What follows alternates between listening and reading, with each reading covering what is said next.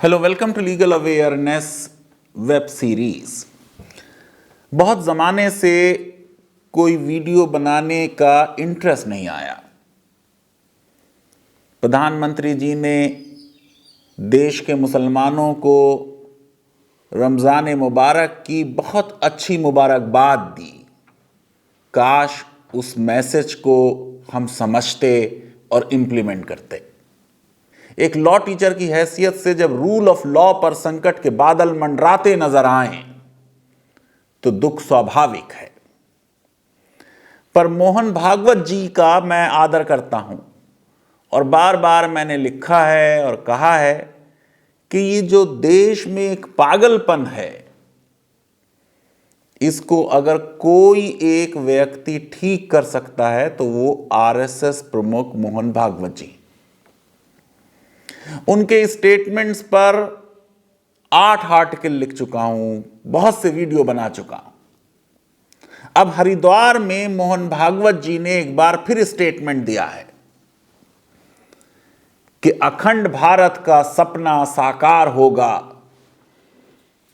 15-20 सालों में, और अगर लोग चाहें तो 10 से 20 सालों में। मैं अखंड भारत के पक्ष में हूं और शायद हर भारतीय अखंड भारत के पक्ष में होना चाहिए। पर क्या अखंड भारत का सपना जो कुछ देश में हो रहा है और लोग कर रहे हैं, उससे साकार हो सकता है? क्या बॉर्डर के उधर रहने वाले लोग बांग्लादेश या पाकिस्तान में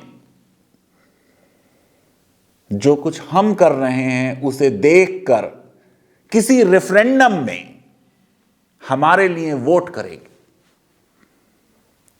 जिस तरह पाकिस्तान के हालात नाजुक हैं,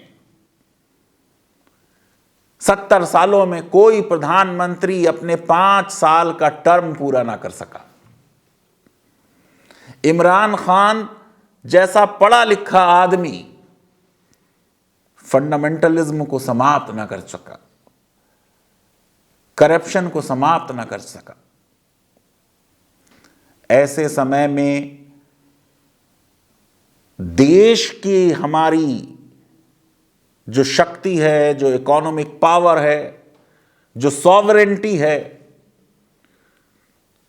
जो हमारी अपने आप में यकीन वाली बात है, उसकी तो इमरान खान तक ने तारीफ कर दी। इंटरनेशनल लॉ बदल चुका है। आज के इंटरनेशनल लॉ में कोई एक देश किसी दूसरे देश पर जंग के जरिए, वॉर के जरिए कब्जा कर कर उसको अपने देश में नहीं मिला सकता। अमेरिका अफगानिस्तान में 20-25 साल रहने के बाद वापस चला गया। रशिया एक सुपर पावर था, यूएसएसआर, अफगानिस्तान में 10 साल से ज्यादा रहे, पूरे देश पे कब्जा था, लेकिन छोड़ के जाना पड़ा। सद्दाम हुसैन के बाद अमेरिका का इराक पर कब्जा रहा, लेकिन आखिर में छोड़कर जाना पड़ा। इसका मतलब यह कि दो देशों का मिलन अब जंग और युद्ध से नहीं हो सकता। यह आज का इंटरनेशनल लॉ नहीं है। एक जमाना था जब जंगें होती थी, एम्पायर्स का विस्तार होता था। आज वो जमाना बदल चुका है। यकीनन पाकिस्तान एक आर्टिफिशियल कंट्री है। यकीनन देश का विभाजन अनफॉर्चुनेट है, एक ब्रिटिश कॉन्स्पिरेसी के तहत हुआ। लोगों ने नहीं कराया, नेताओं ने करा दिया, अंग्रेजों ने करा दिया। उन्होंने करा दिया जो हिंदू और मुसलमान को अलग अलग समझते थे और आज भी समझते हैं।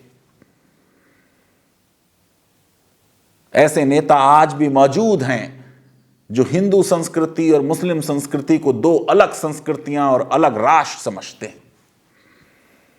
धर्म के नाम पर तो राष्ट्र न बनते हैं न बन सकते। बांग्लादेश के बनने से ही टू नेशन थ्योरी गलत साबित हो गई।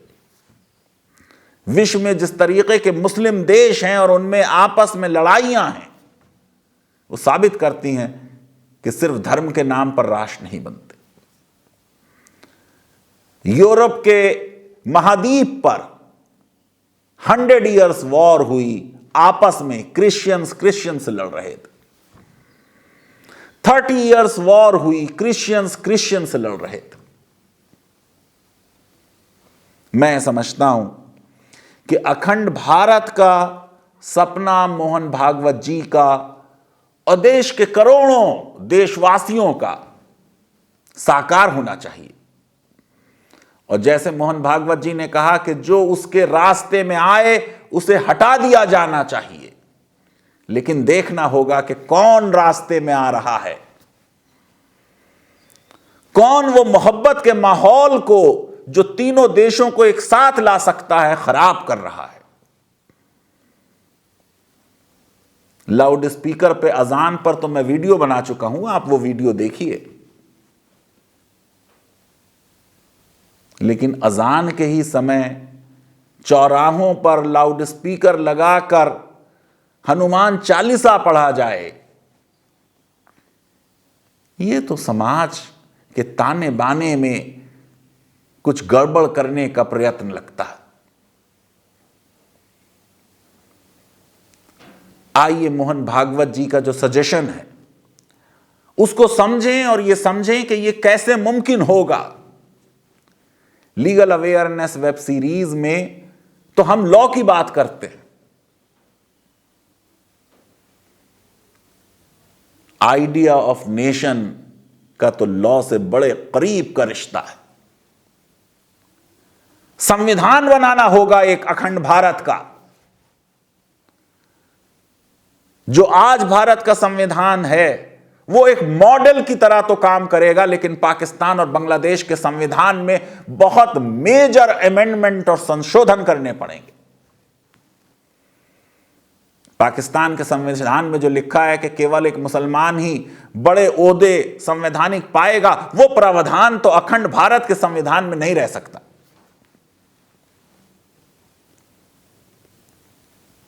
अगर तीनों देश साथ आएंगे तो फिर उसी फार्मूले पे जाना पड़ेगा, फेडरलिज्म के। अगर हम देश में आज केंद्र और राज्यों की ऑटोनॉमी की बात करें तो हम अखंड भारत की तरफ आगे बढ़ते हैं। राज्यों को ऑटोनॉमी देनी होगी। मैंने बार बार यह कहा है अपने वीडियो में कि अगर हम फेडरलिज्म नहीं अपनाते तो हम विभाजन के बीज बो देते हैं। वो देश जो फेडरलिज्म और संघात्मक शासन प्रणाली से मुंह फेर लेते हैं, उन्हें फिर विभाजन का सामना करना होता है। अखंड भारत के कंसेप्ट की बात हो और दीनदयाल उपाध्याय जी की बात ना हो, यह तो नामुमकिन है। अखंड भारत के मुद्दे पर दीनदयाल उपाध्याय जी और राम मनोहर लोहिया में जो डिफरेंसेस ऑफ ओपिनियन रहे और जो एक डिबेट हुई, उसका जिक्र तो आज के वीडियो में करना ही पड़ेगा। अखंड भारत एक सेक्रेट ज्योग्राफी का कंसेप्ट है, पर क्या यह सिर्फ एक टेरिटरी का कंसेप्ट है या टेरिटरी से बियॉन्ड कोई एक कंसेप्ट है, इसकी बात करनी होगी। देश का बंटवारा हुआ और उसको कहा गया कि ठीक है, दो भाई थे, उन्होंने प्रॉपर्टी का बंटवारा कर लिया। यकीनन बंटवारे होते हैं, गो कि हमारी सभ्यता तो हिंदू जॉइंट फैमिली की है, वहां तो बंटवारे अच्छे नहीं समझे जाते। लेकिन अगर प्रॉपर्टी का डिस्ट्रीब्यूशन भी होता है तो मां का डिवीजन नहीं होता। भारत माता का जो कंसेप्ट है उसको समझना होगा कि क्या उसका डिवीजन मुमकिन था या मुमकिन है। पार्टीशन तो अननेचुरल था, उसको लेकर देश में गम और गुस्से का माहौल था। जो उसके साथ सांप्रदायिक हिंसा हुई, उसने तो राष्ट्रपिता को इतनी तकलीफ दी कि देश की स्वतंत्रता हो रही है, 15 अगस्त के दिन राष्ट्रपिता दिल्ली में नहीं, तिरंगे को फहराते हुए नहीं देख रहे, बल्कि नौखली में जो देशवासी एक दूसरे की जान के दुश्मन हुए हैं, उनमें कोई एक बेटर सेंस प्रिवेल करे, उसके लिए फास्ट अनटू डेथ पे चले गए। अखंड भारत का कंसेप्ट तो फंडामेंटल यूनिटी का है हमारे समाज की। पाकिस्तान के मुसलमान हों कि हिंदुस्तान के, उनकी ज्यादातर चीजें अरब मुसलमानों से नहीं मिलती, ईरानी और अफ्रीकन मुसलमानों से नहीं मिलती। पाकिस्तान के मुसलमानों की भारत के और भारत के मुसलमानों की पाकिस्तान से मिलती हैं। बांग्लादेश के मुसलमानों की वेस्ट बंगाल में रहने वाले मुसलमानों से मिलती हैं।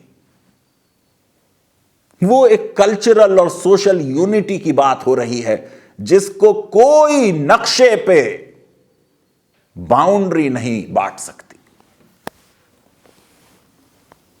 अखंड भारत का तो सपना है कि ये पूरा लैंड अटक से कटक तक, कच्छ से कैमरप और कश्मीर से कन्याकुमारी तक पवित्र है, हमारा अंग है। जो लोग यहां पैदा हुए और जो पैदा हुए वो बहुत ज्यादा थे। अकबर भी यहीं पैदा हुआ, जहांगीर भी, शाहजहां भी, औरंगजेब भी। जो पैदा नहीं हुए थे तो बहुत कम थे। ज्यादातर तो मुगल जो बाबर के साथ आए थे, यहां की गर्मी देखकर वापस चले गए।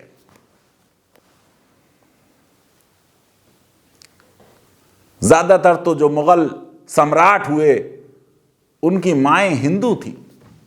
ये तो मुगल राजपूत रूल था।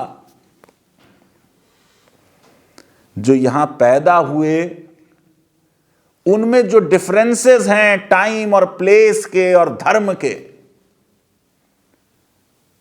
वो इतने बड़े नहीं कि उनको एक दूसरे से अलग कर दें। उनमें एक बेसिक यूनिटी है।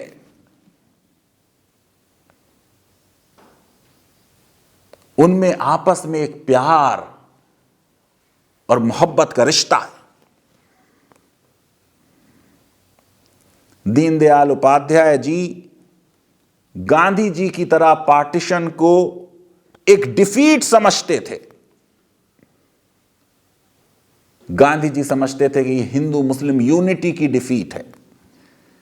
दीनदयाल उपाध्याय समझते थे कि ये वन नेशनल सोसाइटी की डिफीट है।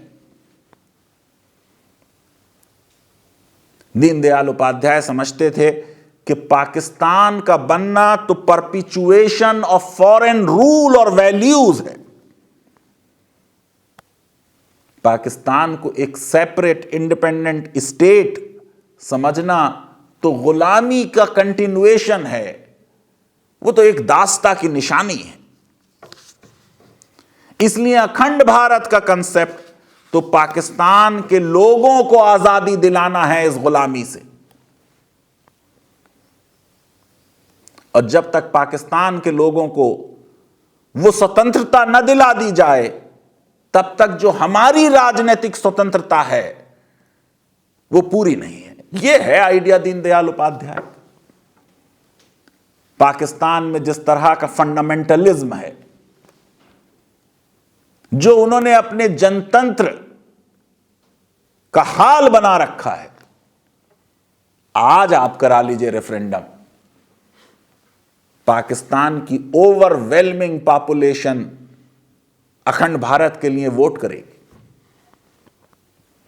जब पार्टीशन का भी फैसला हुआ तो आपको मालूम है कि देश के 100% मुसलमानों को राइट टू वोट नहीं था। एक बहुत ही छोटी माइनॉरिटी को, रिच और इलीट को वोट था, और उनमें से भी बहुत ज्यादा लोगों ने पार्टीशन के लिए वोट ना किया। पार्टीशन तो थोपा गया। नेहरू जी ने तो खुद एक्सेप्ट किया। 60 के दशक के आते आते हम बूढ़े हो चुके थे, हम में अब हिम्मत नहीं रही थी। अगर हम पार्टीशन एक्सेप्ट ना करते तो कुछ दिन और हमें जेलों में जाना होता। तो ये तो एक कंप्रोमाइज था जो कुछ लीडर्स ने किया। देश ने तो तब भी एक्सेप्ट नहीं किया था और आज भी एक्सेप्ट नहीं करता।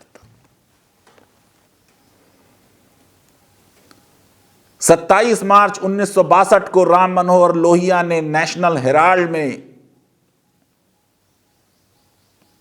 एक उनकी स्पीच का रेफरेंस आया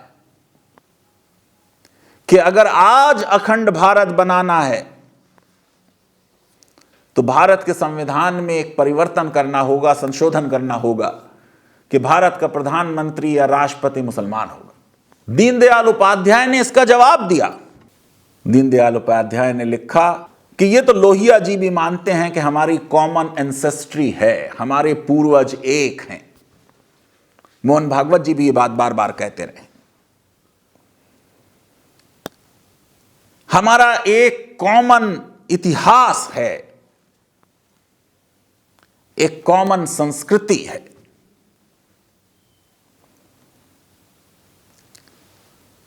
लेकिन ये बात कि पाकिस्तान के मुसलमान भारत की तरफ, अखंड भारत की तरफ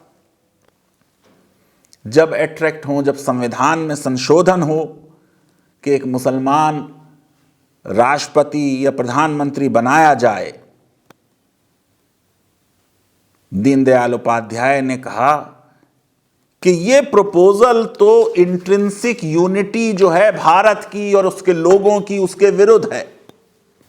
दीनदयाल उपाध्याय जी ने अब वो आइडिया दिया कि अखंड भारत का आइडिया क्या है। अपने लेख में लिखा कि Akhand Bharat is more a cultural concept than territorial. Akhand Bharat कोई किसी जमीन का नाम नहीं है, बल्कि एक संस्कृति का नाम है।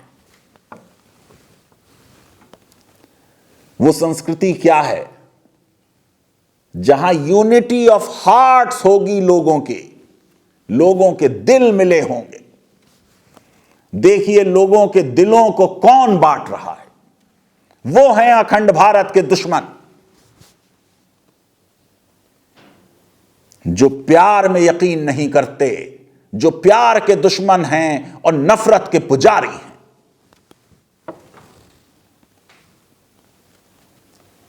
ये जो यूनिटी है, दीनदयाल उपाध्याय जी ने लिखा, ये मैनिफेस्ट करती है इक्वालिटी में।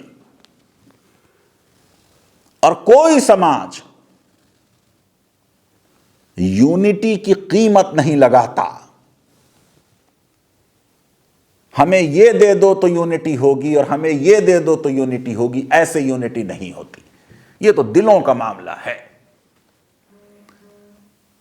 जो कुछ हो रहा है वो लोगों के दिलों पर असर कर रहा है, लोगों की मानसिकता पर असर कर रहा है, देश का कल्याण नहीं कर रहा। दीनदयाल उपाध्याय जी ने कहा कि जिस समय आप ये समझते हैं कि किसी कम्युनिटी को जीता जाए कोई प्राइस पे करके पॉलिटिकल पावर में, आपने सेपरेशन के बीज बो दिए। मैं उनसे एग्री करता हूं। यूनिटी किसी इस बेसिस पे नहीं होगी कि एक्स प्रावधान बदला जाए और वाई बदला जाए, मुसलमानों को प्रधानमंत्री बनाया जाए या प्रेसिडेंट बनाया जाए, हमारे देश में तो ऐसा कोई प्रावधान नहीं, लेकिन कई मुसलमान राष्ट्रपति भी रहे, उपराष्ट्रपति भी रहे, देश के मुख्य न्यायाधीश भी रहे, एयर चीफ मार्शल भी रहे, लेकिन कोई भी संविधान जो लोगों को साथ में लाता है,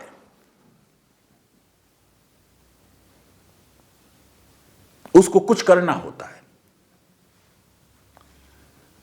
और वो करना होता है कि जो समाज की विभिन्नता है वो राज्य के हर अंग में, हर पब्लिक इंस्टीट्यूशन में नजर आनी चाहिए,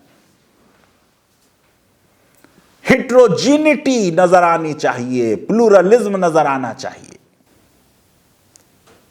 मैं समझता हूं कि संविधान में हमारे बहुत कम संशोधन करना पड़ेगा, लेकिन पाकिस्तान और बांग्लादेश के संविधानों में बहुत ज्यादा संशोधन करना पड़ेगा।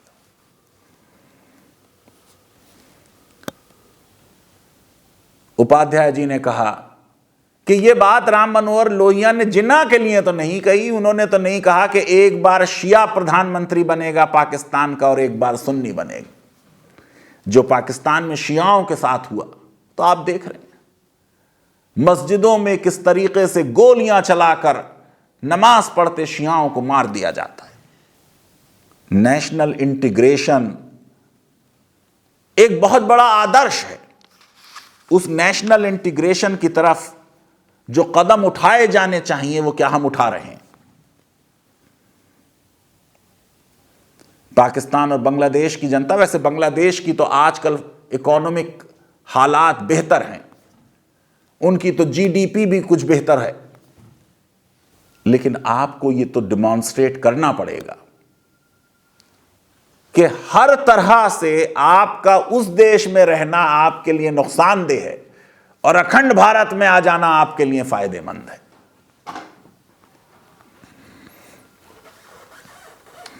कुछ वेस्टेड इंटरेस्ट लोग राजनीतिक फायदों से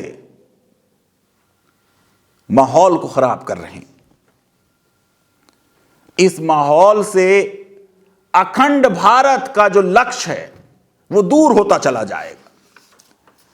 अखंड भारत के लक्ष्य को पाने के लिए हमारे देश में तो प्यार और मोहब्बत का माहौल होना चाहिए। यकीनन भारत के मुसलमान कई मुस्लिम देशों में जो मुसलमानों को स्वतंत्रता है उससे ज्यादा स्वतंत्र है।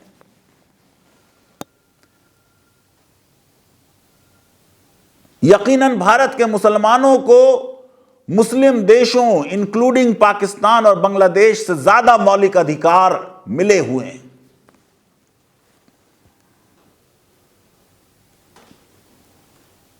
लेकिन फिर भी आज अगर हमको उनको अपने साथ लाना है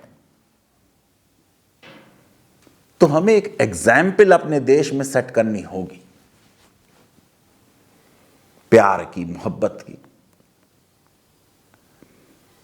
धर्म के नाम पर राज्य बनेगा तो फिर अखंड भारत का सपना साकार करना मुश्किल हो जाएगा। मॉडर्न आइडियाज के नाम पर कोई राष्ट्र बनेगा तो लोगों को लाना आसान होगा।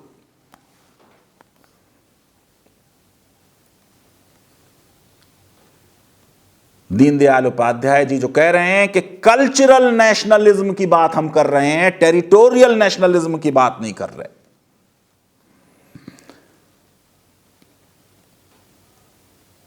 नाइनटीन 1963 में दीनदयाल उपाध्याय ने national Democrats, democratic socialist and national socialist इस टाइटल से ऑर्गेनाइजर के दिवाली इशू में आर्टिकल लिखा और उसमें कहा, There is difference in the concept of nationalism avowed by Jansang and as conceived by others.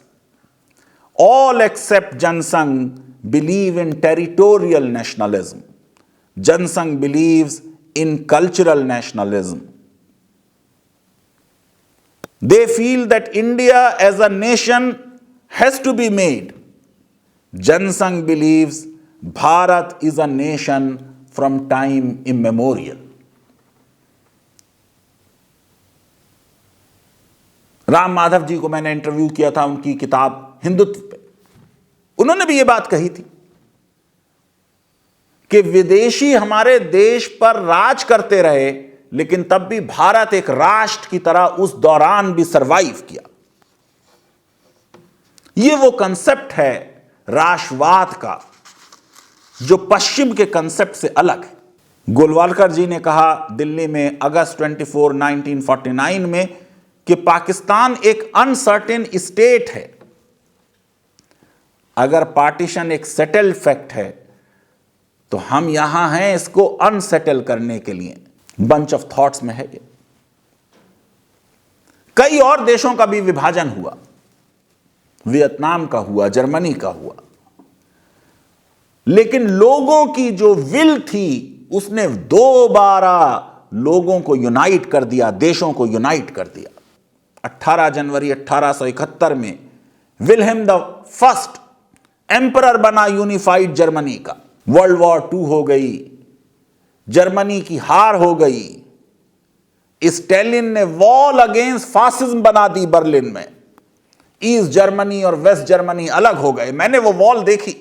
1989 में वो वॉल गिरा दी गई। 1990 में लोगों ने फोर्स किया कि ईस्ट जर्मनी और वेस्ट जर्मनी दोबारा यूनाइट हो जाएं। अगर जर्मनी दोबारा यूनाइट हो सकता है तो भारत और पाकिस्तान और बांग्लादेश भी यूनाइट हो सकते हैं।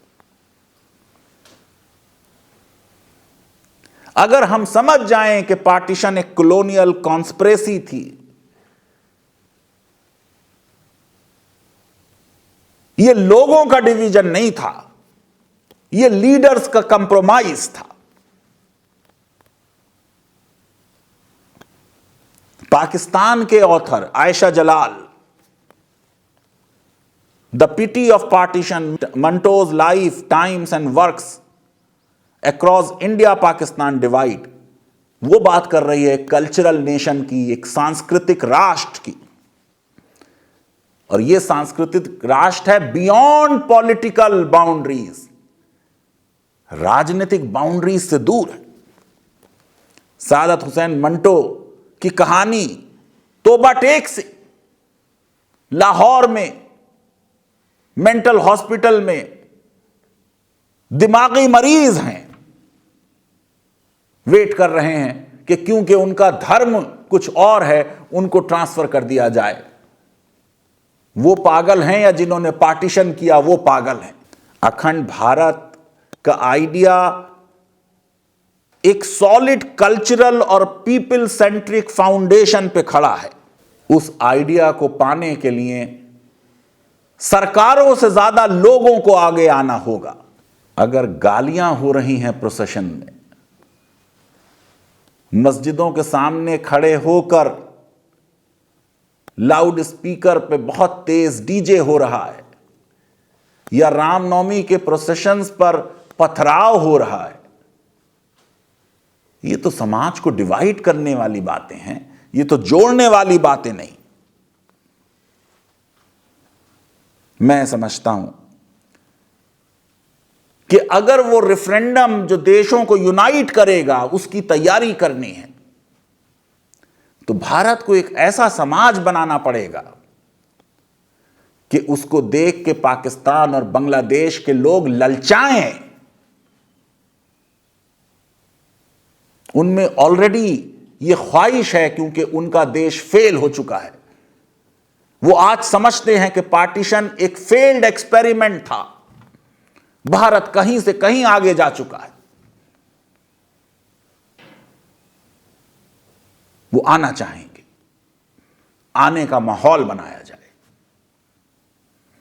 और ये भी देश में बहुत लोग सोचते हैं कि हम इतनी बड़ी रिस्पॉन्सिबिलिटी लें, इतनी बड़ी जनसंख्या और अपने देश में ऐड करें, हमारी बहुत लायबिलिटी बढ़ेगी, उसको कैसे हैंडल करें। अगर अखंड भारत के आइडिया में विश्वास है तो प्यार बढ़ाएं, मोहब्बतें बढ़ाएं। भारत का संविधान आज भी एक मॉडल की तरह काम करेगा।